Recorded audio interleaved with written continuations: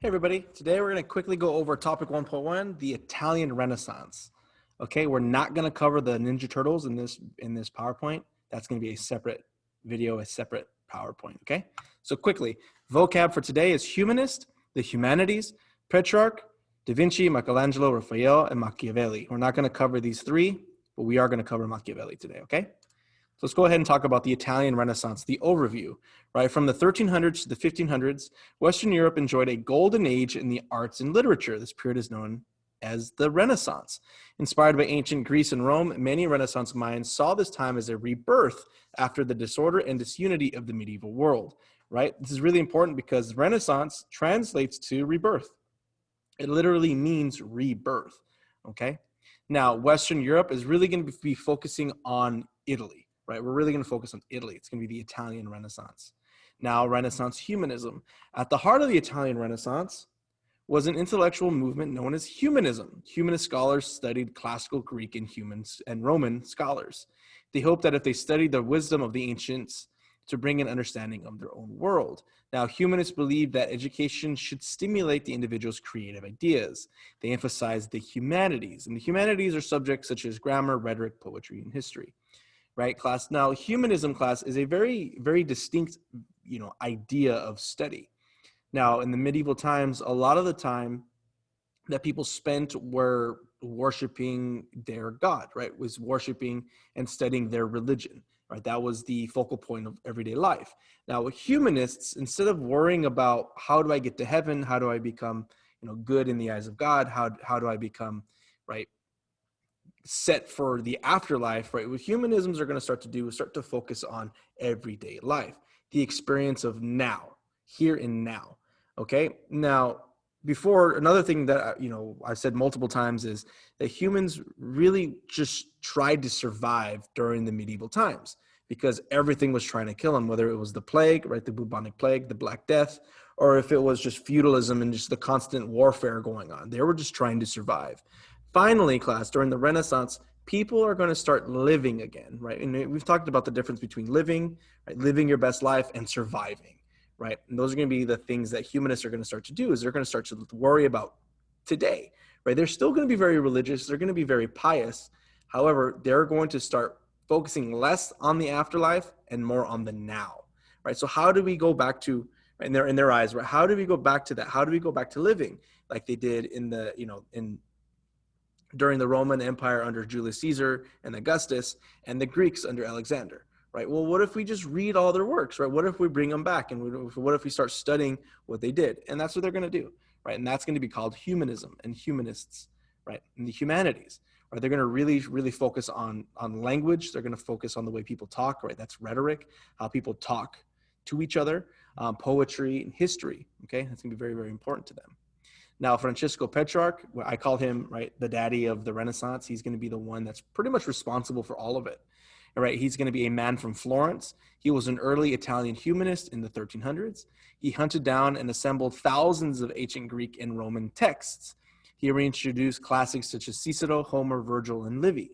He is known as the father of the Renaissance, right? What he's going to do is he's going to be responsible with collecting a lot of different scrolls and texts and books and just information in general, right? He's going to be going from church to church. He's going to be grabbing a lot of these stories that, a lot of people aren't really going to care for anymore because they can't read it, right? People are going to forget how to read ancient Greek and ancient Roman, right? Because ancient Roman and modern day Roman are completely different, right?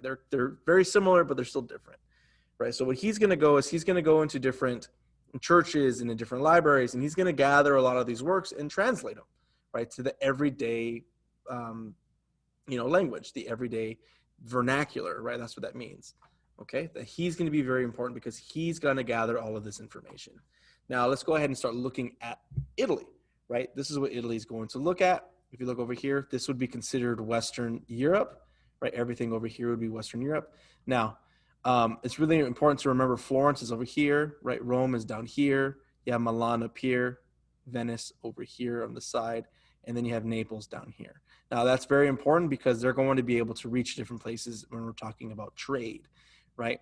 So we look down here, Naples is going to be really, really big in the south, right? In North Africa. You're going to have Florence and Rome be really, really popular over here next to France, the Kingdom of France. And then you have Milan, who's going to be really more central, Holy Roman Empire, right? They're going to be more central to the rest of Europe. That's going to be really big because, especially Venice over here, because Venice is going to be, and Naples, they're going to be very, very close to the Muslim world. Now, why is the Muslim world very important to the Italians? Well, because they're getting a lot of different ideas from them. They're getting a lot of different ideas, technologies, spices, different type of goods when they trade. And so this mixture of ideas and new technology is going to be really, really big, especially for Italy. Because we have to remember, class, Italy is right smack dab in the middle of Europe. Right? If you look over here, it's literally in the middle of Europe, right? And it's really close to Africa down here and the Middle East over here. Now, Italy's history and geography, right? Since Italy is where ancient Rome once stood, there were daily reminders of the once great empire. Italy differed from the rest of the medieval Europe due to the fact that Italy's cities prospered due to trade and manufacturing. Right? City-states like Florence, Milan, Venice, Genoa, Roma, and Naples became major centers of the region. And I talked about that. Why? Why is it very important? The geography is because they're in the middle. They're in the middle of everything. Right? They could trade with Spain off to the left of them, not to the left, but to the west of them. France as well to the west. To the south, you have North Africa and all the major ideas and different goods coming from there. To the east, you have the Muslim world in Turkey and Persia and so on and so forth. Okay. So that's what you're going to have. That's why it's very, very important for the geography. And then historically, it's really important. One thing that we have to remind ourselves is that ancient Rome and ancient Greece is very, very close to them, right? It's literally in their backyard, right? So they're going to be going from their home down to, the aqueducts to collect water. And then they're going to remember, oh, who built the aqueducts? Oh, that's right. The ancient Romans did. They're going to be looking at their gold coins and saying, oh, who made these coins? Oh, that's right. The ancient Romans did. And so on and so forth. And they're going to constantly be reminded of how great they once were. And they're going to be asking themselves, why can't we do this again?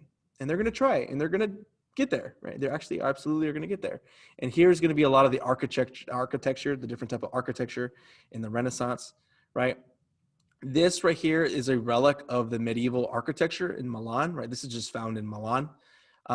Here is going to be Rome. Rome is going to have a lot of examples, especially in Florence as well, a lot of examples of the new Renaissance architecture, right? It's going to be a combination of the ancient Greek and ancient Roman architecture. Now, what do I mean by that, right? And here, right, in Rome, you're going to be able to see the pillars, right? The pillars that they're going to take from the Greeks, the ideas of the simple, very beautiful, very, beauty in simplicity, minimalism of the white granite, right? And the white marble columns, right? And then they're going to take the ideas of the dome from the Romans, right? And they're going to master them. They're going to absolutely make them better, right? And that's going to be the architecture of these cities. Beautiful cities that are still lasting today. Gorgeous, absolutely beautiful cities. Now, one of the main cities that we're going to talk about is really the birthplace of the Renaissance, right? Florence, perhaps more than any city, embodied the Renaissance era. Much of like ancient Athens, Florence produced hundreds of notable poets, artists, architects, scholars, and scientists, right? Class, Florence is going to be the home of many of the artists and scientists and philosophers that we're going to talk about, right? Niccolo Machiavelli, Leonardo da Vinci, Raphael, Donatello, Michelangelo, they're all going to be from Florence. All of them are going to be from Florence. Now, the Medici family was a very wealthy banking family that soon got into manufacturing, mining, and politics. They had so much money and power that they were patrons, or someone who supports financially, to many of the great Renaissance artists of the time. Now, the Medicis are going to be a family from Florence. They're from Florence. And they're going to be, initially at the very beginning of their family, they're going to be traders. They're going to be,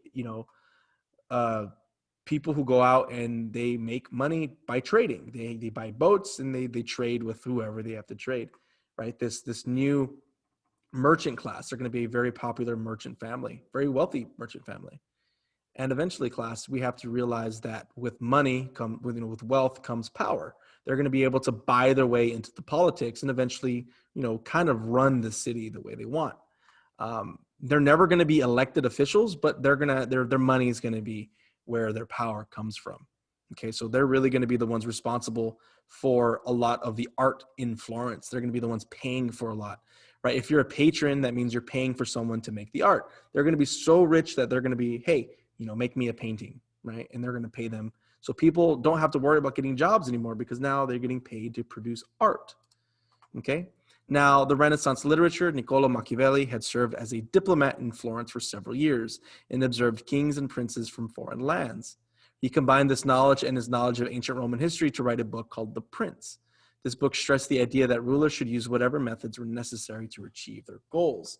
Now, class, this book's going to be very controversial because it's going to really change the way people view politics, right? It's going to be very what they call Machiavellian, right? What does Machiavellian mean? It means people, you got to do what you got to do, right? You got to do what you got to do to get the power that you want, right? Whether that's backstabbing, literally stabbing someone in the back, right? Getting rid of your opponents, and ideas like that, right? Being corrupt if you have to be corrupt in order to get what you want, right? You got to do the dirty work to get what you want.